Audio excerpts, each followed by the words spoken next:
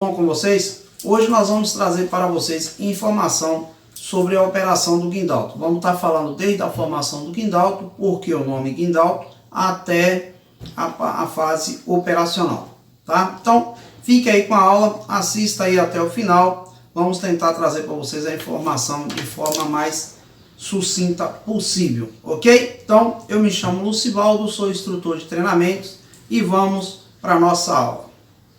Pessoal, primeira coisa que você tem que ter em mente é o seguinte: como é formado o guindalto e qual o nome do porquê guindalto. Inicialmente, a gente ouve falar muito de muque, tá? Muque ou guindalto. Então, assim, qual as duas informações aí? Qual delas está correta? Eu chamo de muque ou chamo de guindalto? Pessoal, guindalto é popularmente conhecido como muque, tá? Mas muque nada mais é do que a marca. Foi a primeira marca que introduziu os caminhões guindaltos, caminhões de movimentação de carga no mercado. Mas como ela foi a primeira, ela foi a pioneira a introduzir esse tipo de equipamento no mercado, ficou conhecido como muque. Muque é Muque S.A., que é uma indústria que produz muquens, tá? Que produz o equipamento muque, que é, no caso, o guindalto. Então, o nome correto é guindalto, mais popularmente conhecido como muque, devido à empresa que colocou esse equipamento no mercado. Lá por volta de 1957, como vocês podem ver aqui na imagem que está aparecendo para vocês aí, um resumozinho, lá por volta de 1957, ok? E como é formado um guindalto? Pessoal, um guindalto ele é formado basicamente de duas partes. A primeira parte, ele tem aqui um conjunto de movimentação. Eu posso ter esse aqui que tem um berço, posso ter esse outro também. Aí vai depender do que você escolheu aí para montar aí o teu guindalto, tá? E um caminhão. Após isso, juntando os dois, né? Um conjunto de movimentação mais o caminhão, eu vou ter o que? Eu vou ter aqui o meu guindalto. Então, a formação básica do guindalto é isso. É um conjunto de movimentação mais um caminhão, ele forma aí o guindalto, tá? E aqui nós temos as partes básicas que ele se divide. Como é formado aí um guindalto? Como é formado o conjunto operacional do guindalto? É claro que para fazer essa movimentação dessas peças, você vai precisar de todos os outros conjuntos que nós vamos estar falando um pouco mais à frente. De início é o seguinte: o conjunto de guindalto ele tem aqui os conjuntos de movimentação, pode ser por cremalheira ou pode ser por cilindro. O mais usado no mercado é por cremalheira, pode ser cremalheira simples ou cremalheira dupla. Então esse aqui é que vai fazer a movimentação, vai fazer o giro do guindalto, o giro do conjunto de movimentação. E aqui você tem o conjunto de torre ou coluna de giro, que é onde vai estar sustentado todo o outro conjunto aqui do guindalto. Então, a torre de giro, ela é movimentada através do sistema ou de cremalheira ou de haste, tá? Que vai fazer o giro aqui. E aqui você tem o braço, né? É a primeira parte aqui. E você tem a lança. Após a lança, você vai ter o telescópio hidráulico e o telescópio manual. Aqui eu posso ter 2, 3, 4, 5, depende muito do tamanho do guindalto. Aqui também eu posso ter 2, 3 lanças, isso depende muito. Lança mecânica também, pode ser chamada de lança mecânica. Lança hidráulica também, tá? Ou lança telescópica e lança normal, né? A lança comum, porque ela não tem aqui o telescópio nela. O telescópio é embutido nela, mas essa aqui é só a lança. Então você tem, vamos lá, fazendo um resumo. Conjunto de movimentação, cremalheiras, vai fazer a movimentação ou cilindro, torre ou coluna de giro, braço ou simplesmente braço inferior, lança, né? Lança externa, lança telescópica ou simplesmente telescópio hidráulico, lança mecânica ou telescópio manual, também da mesma coisa, tá? Então, esse aqui é o conjunto de movimentação, é o resumo do conjunto de movimentação do guindalto. O guindalto ele apresenta alavancas de comandos. Então, essas alavancas que vai fazer aí a movimentação. Então, você tem aqui, por exemplo, você tem uma vermelha aqui. Essa, nesse caso desse guindalto, ela indica que é a alavanca de giro. As demais vão fazer as outras funções. Então, geralmente, você funciona assim. Não é padrão, tá, pessoal? Você não tem um padrão nas lanças de movimentação do guindalto. Mas nesse caso, essa, por exemplo, você tem essa aqui, ó, é giro, aí depois você vem braço, lança, telescópio e telescópio. As menores são as lanças das sapatas, tá? Sapatas direita e esquerda, aqui abrir os braços estabilizadores, tá? Então, vai variar de modelo para modelo. Mas, por padrão, o giro, ele, por exemplo, poderia estar aqui na parte de cima e começar aqui, ó, braço, lança, telescópio, telescópio. Isso aí vai depender do modelo. Você tem que ter em mente que depende muito do modelo. Mas por padrão, é sempre na sequência, ó. Braço, lança e telescópio, tá? Alguns podem ter uma única alavanca para movimentar todos os telescópios que tem no guindalto. Outros você tem uma alavanca para cada telescópio. Como eu já falei, volto a repetir, isso depende do modelo. Aqui você tem um outro, ó, que o giro ele está no meio. Então, giro, aí pode braço, lança e telescópio, tá? Então, sempre na sequência, ou braço, lança e telescópio. Você sempre vai lembrar que é o seguinte, o giro ele pode estar em locais diferentes. Você vai saber onde é que está o giro. Pronto, esse aqui é o giro. Então, a partir de agora, você vai procurar saber braço, lança e telescópio de baixo para cima ou de cima para baixo. Isso aí vai estar na sequência. Mas vocês estão vendo aqui do lado, ó, que tem umas plaquetas indicativas. Então, as plaquetas indicativas, ela vai dizer para você qual é o movimento que cada uma das alavancas aqui ela faz. Então, tá com dúvida? Dá uma olhada nas plaquetas, tá? Então, aqui as alavancas e aqui as plaquetas indicativas, que você vai encontrar aí na maioria dos guindaltos, ok? Então, esse aí, sistema de alavanca. Uma outra coisa que você tem que ter muito cuidado é com relação ao gráfico de carga. Aqui no nosso exemplo, que ele está mais visível, então assim, ó, esse guindalto ele é de 7.800 kg, quando ele está com o braço e a lança aberta. Quando ele está com todas as outras lanças telescópicas, tanto a hidráulica e a manual aberta, ó, no final ele pega 1.800 kg. Então, você vai ter sempre que respeitar o limite de carga do caminhão de acordo com o gráfico de carga. Outro modelo, então, gráfico de carga, 10.000 e pouco, 1.000 e um pouquinho aqui, 1.800 quilos mais ou menos. Então, você vai ter que respeitar sempre o limite de carga do gráfico. Então, quero saber qual é o peso máximo que meu caminhão levanta com as lanças toda aberta. Dê uma olhada no gráfico de carga, na última lança, e aí você vai ver qual é a capacidade máxima de carga dele, tá? Aqui você tem um outro modelo também, ó, mas você pode olhar, aqui é o modelo do caminhão, tá? Não é a capacidade de carga dele não.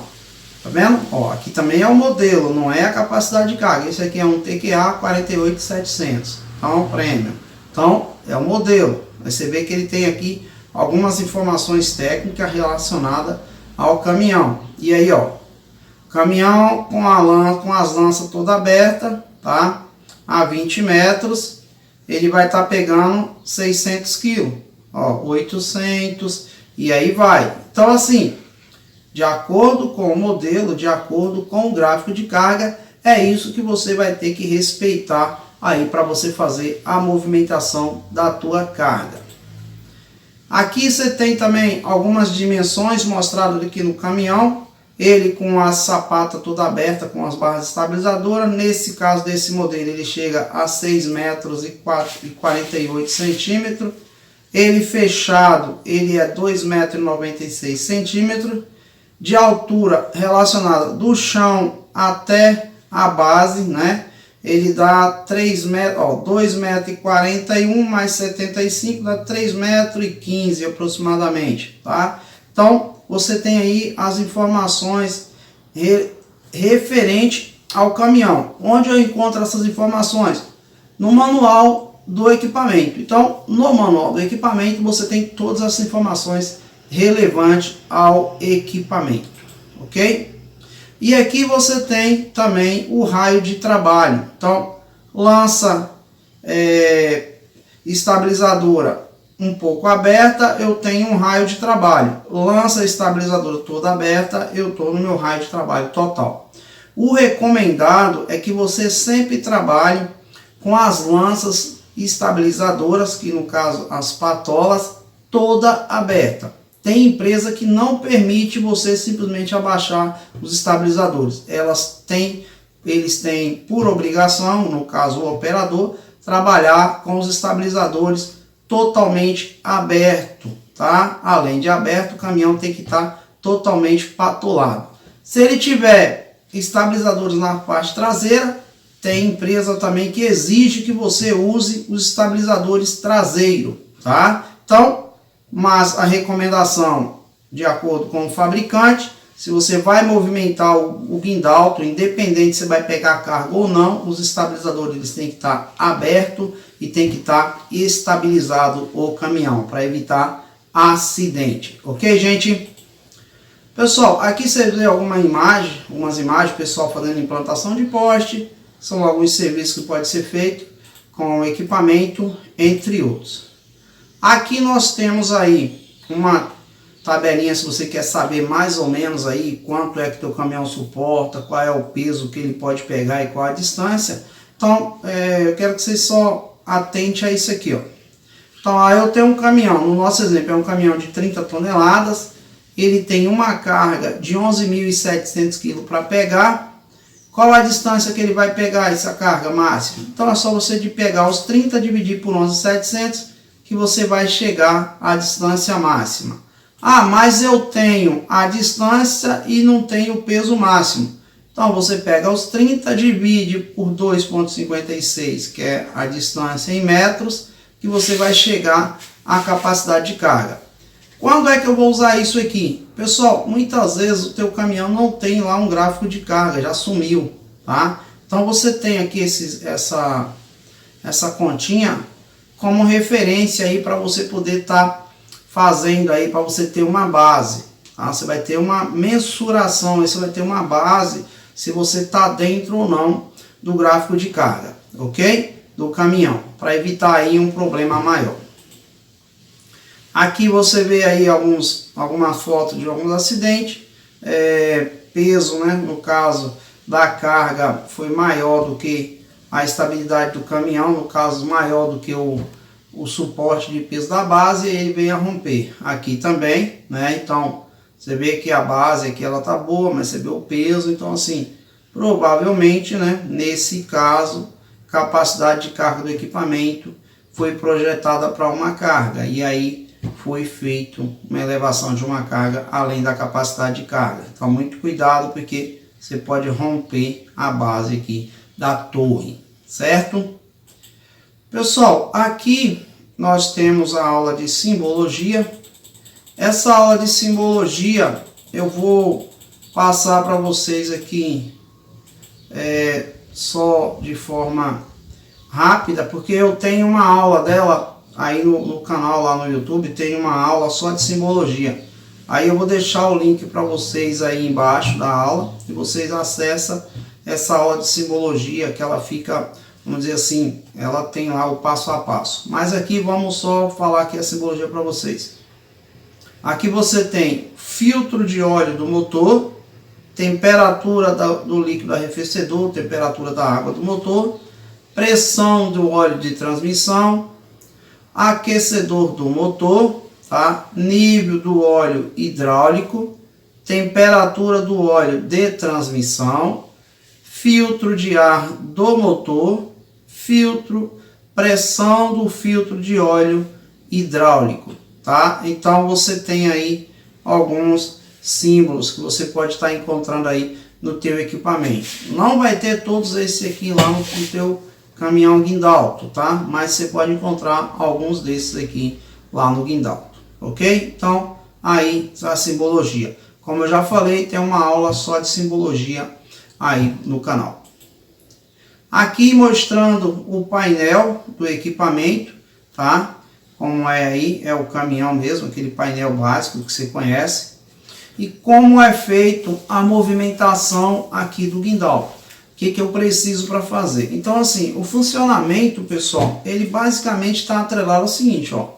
Você vai pegar aqui uma sequência, tem motor, embreagem, transmissão, tomada de força, bomba hidráulica, tanque hidráulico, comando de válvula e cilindro. Então, o motor tem que estar acionado, o caminhão tem que estar em neutro, tá? Aí você liga a tomada de força, que vai tocar a bomba hidráulica, que vai pegar o óleo do sistema e botar lá nos comandos, ficar stand-by. De acordo com o movimento que você faz, ele vai acionar o cilindro que você precisa. Basicamente funciona dessa forma.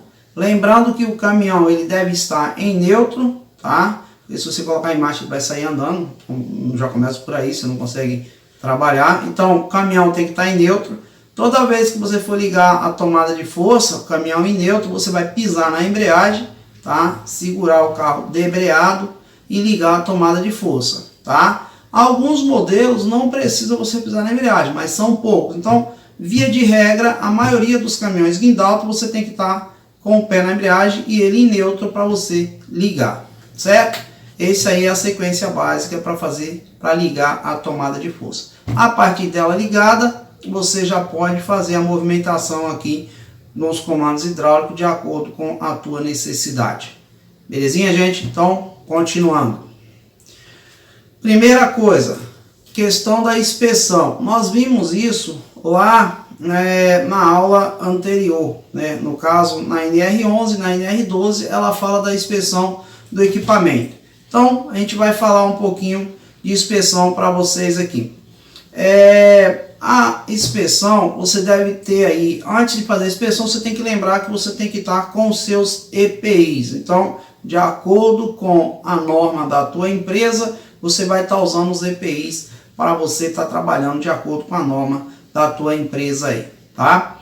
E assim, você vai sempre verificar se tem algum vazamento no caminhão, algum vazamento lá nas mangueiras, como é que está o reservatório, como é que está os cilindros, verificar como é que está os EPCs lá, os equipamentos de proteção coletiva, como é que está as cintas, né, no caso os estropos, né, como está todos no caminhão, se não está, verificação da água, óleo e os óleos do caminhão, verificação de pneu, entre outros itens que tenha ali para ser verificado. Algumas empresas você tem um checklist, tipo você tem uma folha com o checklist, aí você vai fazendo o teu checklist de acordo com o que a empresa tem, ok? Então, pessoal, checklist, depois do checklist verificado, você vai fazer o que? Vai ligar o teu caminhão. Então, a tomada de força, como eu já falei para você ligar, freio de estacionamento, só reforçando, freio de estacionamento ligado, RPM de acordo com o modelo. Alguns modelos você não precisa colocar aceleração, ele faz essa aceleração automática. Outros modelos ele pode variar entre 1.300, aqui está aparecendo para vocês entre 1.300 e 1.500, mas dependendo do modelo ele pode chegar até 1.800 RPM aí, tá? Sempre com a tomada de força aí, sempre com a pé na embreagem. Com o pé na embreagem, eu digo assim, sempre com o carro em neutro, freio de estacionamento puxado e pé na embreagem, e você vai ligar a tomada de força. Belezinha? Então, vamos parar aqui por a aula de hoje, a gente dá uma parada por aqui, e a próxima aula a gente vai falar com relação à operação, tá? Então, reveja a aula, se vocês entenderam. Se vocês ficou com dúvida, reveja, veja aí se tem alguma dúvida, anote a dúvida de vocês e faça a pergunta que nós vamos estar respondendo. Beleza, gente? Até a próxima aula. Espero que tenha atendido aí. Valeu!